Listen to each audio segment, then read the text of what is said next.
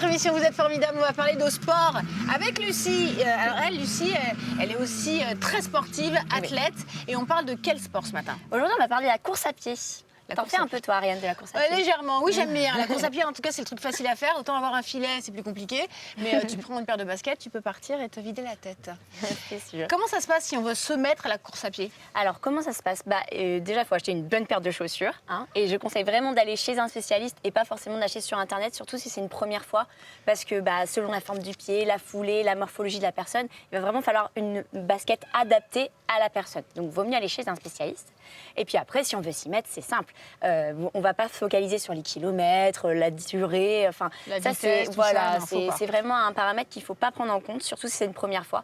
On va plutôt se focaliser, par exemple, sur écouter de la musique ou alterner de la marche et de la course. Et pourquoi pas faire une musique en marche, une musique en course, varier les terrains, etc. Donc, je conseille plutôt ça pour se mettre à la course à pied. Alors, on peut se mettre à la course à pied, justement, et démarrer facilement. Est-ce que c'est pas trop traumatisant pour le corps, la course à pied? Alors, ça peut, si c'est fait à outrance, comme toute pratique physique, je suppose. Maintenant, si c'est bien encadré, ça va solliciter, justement, renforcer le muscle du cœur, les poumons. Ça va permettre aussi toutes les maladies respiratoires, comme l'asthme, ça les renforce également. C'est pas contradictoire. On peut vraiment, avec un praticien, adapter sa pratique. Vous allez avoir la santé mentale, bien sûr, parce qu'en courant, on libère des endorphines. Après, on se sent bien. Quand on a fini sa séance, on est vraiment à l'aise.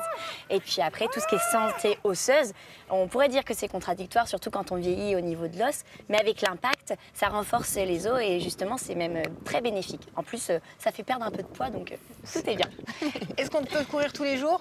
Non, c'est déconseillé, surtout si c'est pour une première fois. Après, si c'est pour un athlète vraiment qui pratique ça pour son métier, comme on a vu comme toi, sur qui va les courir JO. tous les jours. On peut, mais il faut vraiment avoir un entraîneur et que les séances soient adaptées et pas faire de l'impact tous les jours avec... D'ailleurs, vous en faites pas de course? Non, on n'est pas trop sur la course à pied, plutôt sur les sauts. D'accord. Qui impacte aussi quand même. Qui impacte beaucoup les genoux, mais... Du coup, vous êtes sur des trampots, vous? Non, on est sur le sol, on saute et puis on essaye de passer la balle au-dessus du filet, mais c'est un peu répétitif. Ouais. Ouais.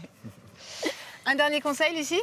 Moi, je dirais vraiment de prendre du plaisir un maximum, n'importe quel sport. En fait, c'est pas parce qu'on commence un sport qu'on ne peut pas évoluer dedans et prendre du plaisir. Le tout, c'est de bouger. Donc, il ne faut pas se comparer aux autres et juste kiffer sa pratique, quoi. Eh bien, merci. Alors, vous savez ce qu'il vous reste à faire, à vos baskets, et vous pouvez démarrer la course à pied. On a Valérie qui nous dit non, non. Ah non, c'est des messieurs. Bonjour, on travaille. À plus tard. Allez. Eh bien, merci, Lucie. Merci Bien, à Raphaël, toi. on retrouve sur le canapé. Merci.